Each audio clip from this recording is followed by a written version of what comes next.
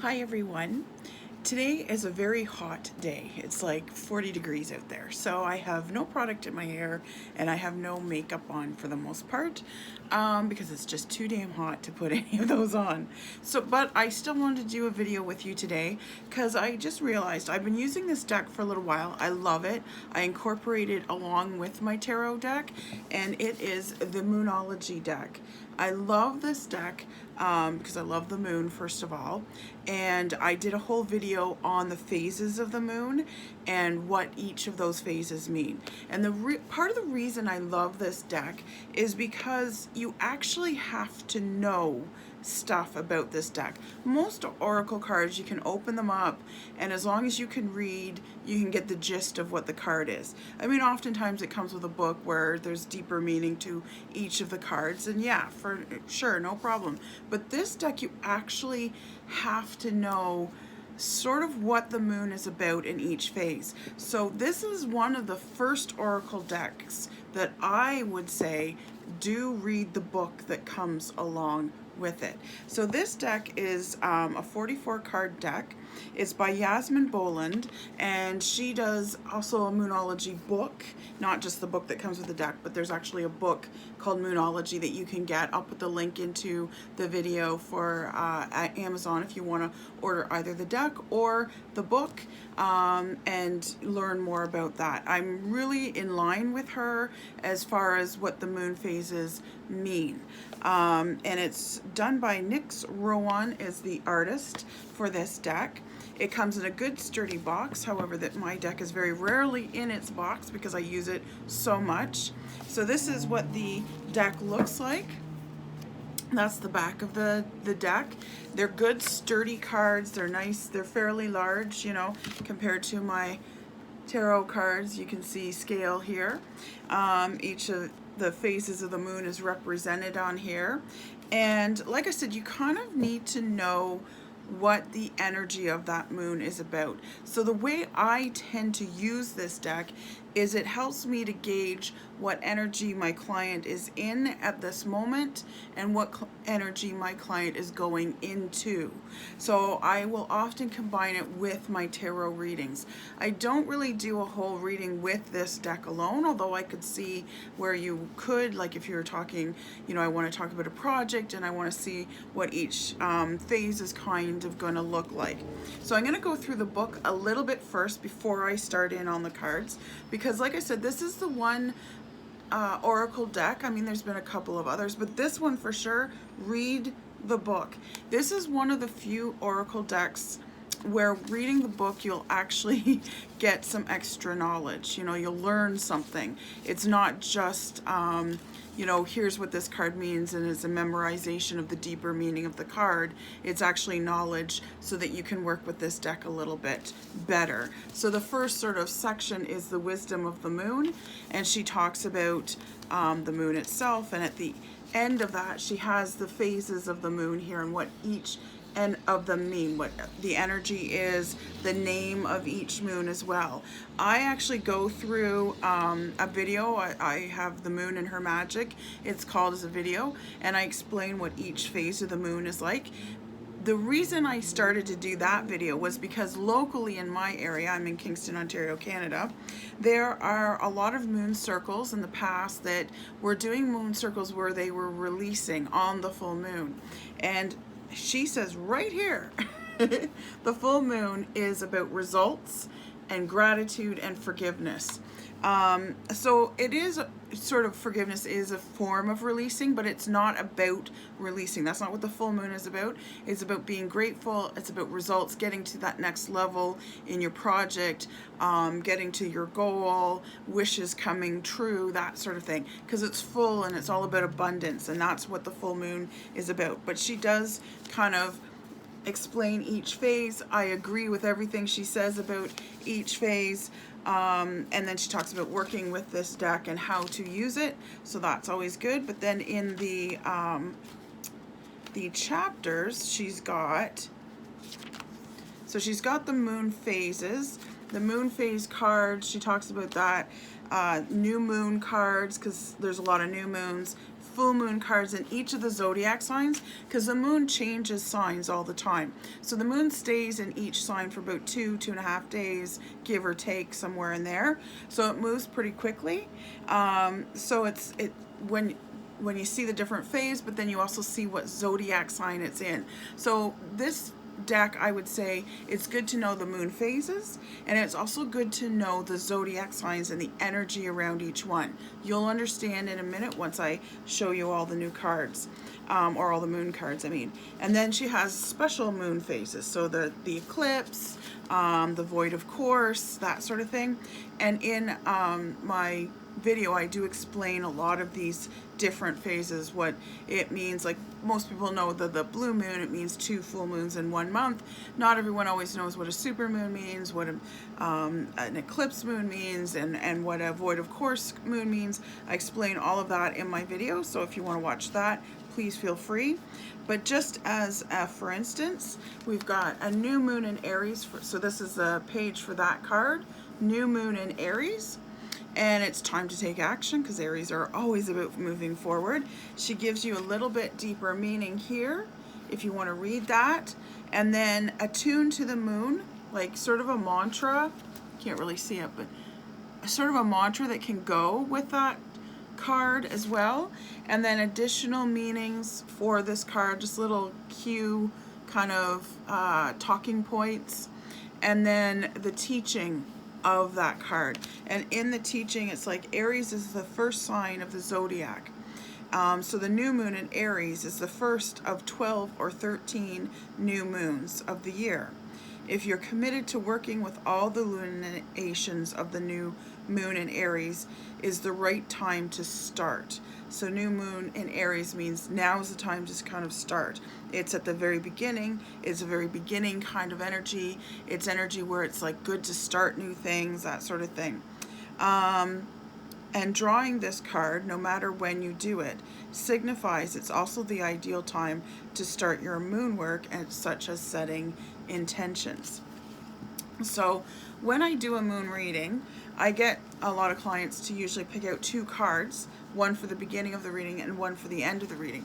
The beginning of the reading tells me energy that you're either in right now or you're going into very soon.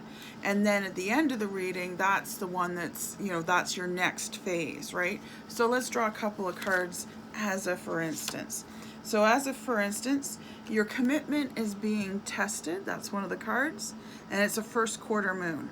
So if you know your moon phases, and it helps to know them really well. So this is a bit of a challenging deck if you don't know that. I would highly recommend reading the book, really getting to know your moon phases and your zodiac signs and the energy around each of them. Because if someone comes in, this is their beginning one, I would be saying, so the first quarter moon is all about, it's the universe testing you, saying, how bad do you really want this? Let's say you've set an intention and now you feel like you've hit a brick wall. You feel like maybe it's not right for me, maybe I shouldn't be doing this, because you're being challenged on it. So a lot of people give up when they first hit that first challenge. So if I see this as the card that the client's going into at the beginning of their reading, I would say, have things been difficult for you? Have you been feeling frustrated, almost, pushed back in some way, maybe feeling a little stagnant and in a rut in some ways? And often the answer is, yeah, I have been. And I'm like, that's because you're in a first quarter moon. So the first quarter is about doing that testing on you and seeing, do you really want to do this? Is this what you really want, kind of thing? How bad do you really want it? So it's also when the moon is in that half phase, when you see it in the sky like that, that's a first quarter moon. So this is just a phase of a moon, so it doesn't really matter. Like, it doesn't matter if, when they're doing the reading, if it's a full moon and they get this is the energy that's around them right now. And I know what that energy's like because I've studied the moon and I've studied the zodiac, because I do astrology readings as well. Now let's see, I'm going to try and get a moon that has a sign with it. Okay, so we've got the full moon in Cancer. So there's a lot of these full moons, and there's also new moons that are in different signs, right? So this one's in Cancer. A personal issue reaches resolution. So maybe this is the phase they're going into, right? So they've been challenged. They're being challenged. They're feeling frustrated. They're getting pushback and on everything they're doing. And they're wondering, should I be going in this direction? Oftentimes I'd say, yes, you are, because that's why you're being challenged, because you're being tested to see how bad you really want it. And it comes to a full resolution. That's the energy you're going into. Now, full moon is all about fruition, abundance, wishes coming true, resolution. That's the word resolution is being used. A personal issue reaches resolution. So maybe it's, a reading about, a relationship or something. Full moon in Cancer. So it tells me the full moon is here. Like I said, that's about abundance, that's about gratitude, that's about forgiveness, it's about resolution and getting results and making those wishes come true. It's Cancer. So Cancer, they're all about family. They love family. They carry their home right with them. Cancers are the most nurturing, or one of the most nurturing signs in the zodiac. They're very mother figure-like. They love hearth and home, that sort of thing. So that's the kind of energy that's around them. So for me, I would sort of say you're going to enjoy being at home right now. Maybe that's where you need to be. That's where you need to put your energy and your focus. Maybe your work life or your work home balance hasn't been quite balanced, but you're going into that phase of being balanced there. And whatever you do, your decisions should be based for family right now. That's where your focus kind of needs to go. Full moon in Libra. So there's the full moon in Libra. A win-win outcome is forecast. So Libra is the scales.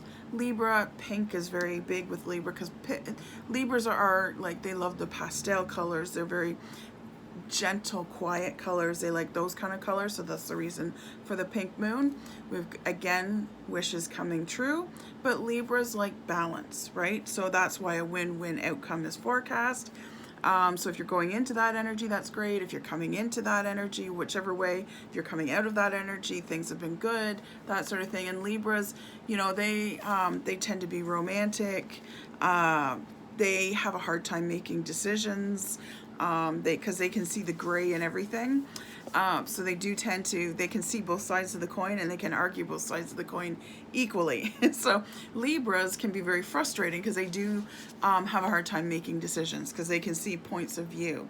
Now, just to give you some other examples here of different kinds of moods, or moons, not moods. We've got step out of your comfort zone with the North Node. So the North Node is in your astrology chart. And there's a star that's connected with it into the heavens. So this isn't really necessarily a moon phase necessarily, but your North Node on your astrology chart is the head of your dragon, and everyone has a dragon in their chart. I do dragon readings, and they're very deep, very intense. It can sometimes be more intense than a full birth chart, because dragon readings tend to tell you how you do things and the why you do things. My dragon readings include where your challenges will be, what your potential pitfalls would be, where your strengths lie. I talk about life purpose, because that's what the dragon is all about, is where your life purpose is. And the head of your dragon is where your life purpose lies. So that's why it says step out of your comfort zone, because where we're supposed to go in life is often lessons we need to master but have not mastered yet. And that's what the North Node is about. So when the North Node comes up, I'm always explaining what that means, and it means that you need to head towards the head of your dragon, because right now you might be living in the tail of your dragon. So just to explain that a little bit too, everyone, like I said, has that dragon, and we have the tail of our dragon. So the head of your dragon is your purpose, where you're supposed to be going, your direction in life, the promise that you've made to yourself to master this lesson, whatever it might be. And when you then have the tail of your dragon, speaks to your past life. So when I do a dragon reading, it often will reflect some of the energy of your past lives and what they may have been. And the past lives and the tail of your dragon, what they speak to is what you've already mastered in your past lives, lessons you've already learned, what you're good at. So let's say you're a natural born leader. So that's something that might be in the tail of your dragon.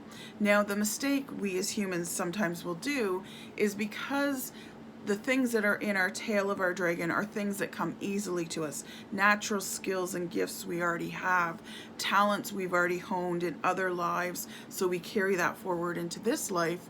We often make the mistake of living in our tail, and we're not supposed to live in our tail. We're supposed to use it as our power source to provide momentum and to provide knowledge that we already have to be able to drive us to the head of our dragon in that direction. So the south and north node on your chart are always opposite each other, because of course your tail is down here and your head is up here, right? So sometimes people live in the tail of their dragon. So that's why, like if life is a little too comfortable, maybe you're living in the tail of your dragon and you're not in your head. So when this card comes up, that's the kind of question I kind of bring up. So we've also got the fixed moon, for instance. So it says hold your vision. So when the moon is fixed in a fixed sign, so there's 3 kinds of signs in the zodiac. There's the cardinal, the fixed, and the mutable.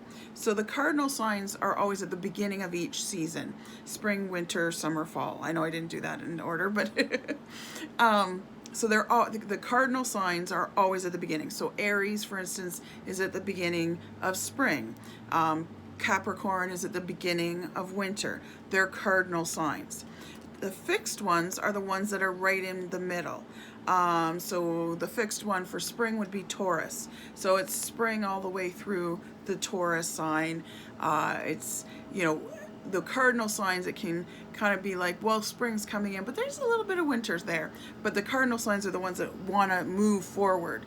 And that's why Aries tends to move forward. Capricorns like to move forward. Tauruses are builders, and they like to just be in their energy kind of thing. So that's why they're a fixed sign. They're hard to move. And then the following sign, Gemini, is the mutable sign. So it's the 3rd sign in each quarter, in each season. Gemini is a mutable sign. So Gemini can either be a little spring or a little summer. They kind of go back and forth. Geminis are way more flexible than, Taurus or Aries. Because they're a little bit of both seasons. They kind of straddle both seasons, that sort of thing. So mutable signs are a lot more flexible, for instance. So like Capricorns, the cardinal sign of winter, they want winter, they move forward into winter, that sort of thing, if you're talking seasons. Aquarians are fixed winter signs. They like winter, they stay in winter. It doesn't mean you like winter if you're Aquarius. It just means that's sort of where your sign is comfortable. And then after that, Pisces is sort of that mutable sign. It's a little bit of winter, it's a little bit of spring. It can be both. It can go either way. So it's not inflexible. It's very flexible, in fact. So we've got some other ones. Bring love into the situation, a new moon in Aquarius. So new moons, when they show up, there's always a sign to go with them. So it says show love into the situation. We've got an Aquarian, it's a fixed sign. So, like let's say we're talking about a relationship. Have you been too stubborn and you're not moving on your perspective, on your point? Are you walking a mile in your partner's shoes? New moon is a new beginning, so it's now time, it's a good time to kind of start a new phase in your relationship, because relationships go through phases much like everything else in life. And now's the time to kind of clear the slate and begin again, okay, that sort of thing. So we've got, let's see what else. So supermoon, emotions are running high. A lot of people get this supermoon. So the supermoon, when it's a supermoon, it just means it's extra close to the earth. So it's having more influence, because the moon affects a lot of things, even ocean tides and things like that. So when it gets really close and it's really big in the sky, it looks really big, people go out and go, oh my gosh, look at the moon. So it's affecting things, and we're water as well, so it affects us and our energies and that sort of thing. So that's why our emotions tend to run a little higher during a supermoon. But no matter when you get this, whether a supermoon's happening, this is the energy you're in right now according to these cards. Communication is key. New moon in Gemini. Geminis are the storytellers of the zodiac, so of course communication is big, and often this will come into partnership kind of readings. It's time to start new. It's, you know, time to start talking to each other. Stop giving the silent treatment. You don't always have to be right. You know, the Geminis are also the twins, right? So they're all about twos, pairs, couples, that sort of thing, right? What do you need to release? Here's the waning moon. So, you know, waning moon, when it goes into the waning phases, that's the time to start releasing things. That's not at the full moon. At the waning moon, you know, the third quarter moon sometimes can be about releasing, that sort of thing. So,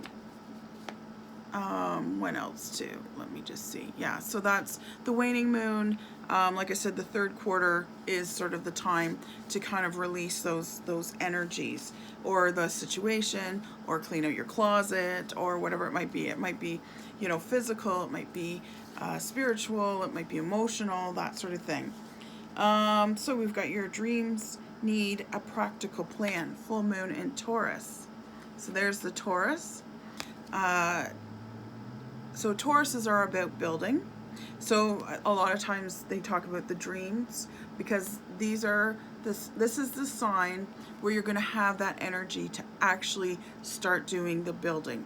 The number threes, as I call them, because number one is when you think of the idea, you get the idea. Number two is when you start speaking the idea out, and you start making the decision of the idea, maybe making some plans, writing them down, talking to friends, that sort of thing. That's what number two is. And then number three comes into the situation, and that's when you actually start moving. You actually start doing something towards your dream, your situation, your relationship, whatever it might be. So when this comes in, I'm always like, now's the time to actually start doing something and stop talking about it. I mean, Aries is about that too, but Tauruses are that steady kind of build, you know, like not the jumpy, let's go kind of energy that Aries is. Tauruses are like, yes, I think we need to take that step. And then they take that step. Aries will jump 3 steps. Tauruses take 1 step at a time, because they're planners and they're builders, and this is the appropriate step to take next, because it's what follows number 4 and then number 5 and number 6. Whereas Aries will run up the stairs, skipping a few stairs, things like that. Tauruses will take each step, and they will take them deliberately and purposefully. And also too, they're represented by the bull, which is in the cow family, right? So the bull is that protective male energy, you know, don't mess with me because I'll charge you. So don't underestimate a Taurus. But the female side of that is the cow, who's gentle and giving and nurturing, and you know, has that milk to always, you know, nourish us. And cows are revered around the world as a form of the goddess. And you know, you ask permission to drink of her milk and she will nourish you, kind of thing. What else? Oh, okay, so nothing will come of this situation. The void of course moon. So I explain what the void of course is in my moon video as well. So void of course is a little bit like a retrograde, where you don't want to be doing too much. I explain it more in that video. We've got the south node here. Don't let your past hold you back. Remember I said how the south node is the tail of our dragon when I do dragon readings. You can go to Goddess Garage and find out more about dragon readings if you want. You can message me as well. But the south node is our tail, and it says don't let your past hold you back, because remember I said the tail is our source of power, but sometimes because it's stuff that's easy for us, that comes naturally, that you know, we just, yeah, I've got it kind of thing, it means that we tend to live in our tail. We're not meant to live in our tail. We've made contracts and promises before we came into this existence, and we often forget those contracts and promises. But that's why, you know, you find I'm really connected to this, or I really feel like I'm driving towards that. You know, you get intuition feelings, intuitive feelings of certain things, so they're still there. It's just a matter of tapping into that energy. And I find that this deck is really good at tapping into the energy that people are in. It's a very intuitive deck as far as the deck itself, knowing what is going on. Expect powerful change, a new moon eclipse. Eclipses are always power times, that sort of thing. So there's all kinds of different phases. There's all kinds of different signs. Definitely, I don't want to steer you away as far as like being afraid to use this deck, but I say come into it with some knowledge and definitely start using it, knowing that you need to, first of all, read this book from cover to cover. It's the book that comes with it. It's a good sized book. She explains a lot of the phases, what the signs mean, what the different phases of the moon mean. She's right on point. I love her writing. I love her books. And she's also got a Moonology book for when you want to, you know, look at the moon and follow the moon's energy. Because I talk about that in my video about the moon, saying, you know, if you work with the moon's energy, you're more likely to be successful. So if you start planning things in a new moon, that's the energy of planning things anyways. That's awesome. That's when you can do it. When you start fulfilling things in the new moon, or I mean in the full moon, that's great. That's the time to let your wishes be known and get them out there. It's a time to show your gratitude so that you will get those wishes coming true. If you're in the waning moon, that's the time to let go of things and not pull things towards you, right? In the new moon, as the moon is growing, that's the time to, like, say, pull money towards you if you want that wish to happen. In the waning moon, that's the time to push money, not away from you, but push debt, bills away from you. And when you're getting rid of those bills, getting rid of that debt, that's the energy of the moon, of getting rid of that stuff anyways. And the moon is a reflection of the ebb and flow that's happening in the whole universe. So the moon is a mirror of sorts, and the moon affects the earth. So work with the energy as opposed to against the energy. If you're trying to draw money towards you and you're in a waning moon phase, literally, you know, she's in a moon phase of waning, or the cards tell you that, then you're working against that energy. So it's always nice to use these cards to know what kind of energy that is around you at that point, so you know which way to go. Am I pulling something towards me, or I'm pushing something away? So this is very helpful in readings. And like I said, read this book cover to cover, and then start to learn a little bit more about the energy of each of the zodiac signs, about each of the moon phases. I love this deck because it has so much depth to it. There's so much that you need to know in order to really get the most out of this deck. You can use it right away, definitely, because there's like, your commitment is being tested. So you know that, you know, okay, I'm being challenged right now. But once you know what each phase means and what each sign means, it just adds an extra layer to this deck. It's a beautiful deck to work with. I just love the energy of this deck. This is one of the few oracle decks I did actually bind to myself. I talk about binding decks to you so that they belong to you and you alone, and they don't pick up as much energy from other people, because it can identify with you. I mostly only do this with tarot, but I have done it with this oracle deck. Most of my other oracle decks, I'm like, yeah, they're there, I use them, they're great and everything, but I don't really bind them to me, because the tarot deck does become a bit of an entity of its own once you've been working with it for a while. But with this deck, I did bind it to me, because I do find I love working with this. I love incorporating this into my tarot readings, just to see what each cards energy is going to be kind of like, or the beginning and the end. I've done, you know, where it's like with each card, which if we're looking like 3 months apart, like away kind of thing into the future, one card for each month, just to see what kind of energy you have for that month. So that's my review for the Moonology Oracle deck. I hope you enjoyed it. I hope you found it interesting and informative, and I will put the links on my video so that if you want to purchase it, I didn't show you all the cards as I normally do, so you have something to look forward to if you buy your own deck of Moonology. And if you want the book, not the one that comes with the cards, there's one that comes with the cards, but there's a separate Moonology deck. I'll include that link as well. So thank you so much for being here with me. Feel free to reach out if you want to know more about dragon readings. If you want to get one yourself, you can find me on Facebook at Goddess Garage Tarot Parlor. I'm Lady Rose of Goddess Garage. Thanks so much for being here. Bye.